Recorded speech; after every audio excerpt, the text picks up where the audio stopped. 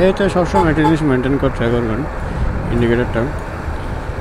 আর সামনের গাড়ির ইন্ডিকেটারটা অবশ্যই নিজেরটা এবং সামনেরটা সে কী বোঝাতে চাচ্ছে। যেমন সামনে এখন আমার একটা প্রতিবন্ধকতা আছে, আমি হর্ন দিয়ে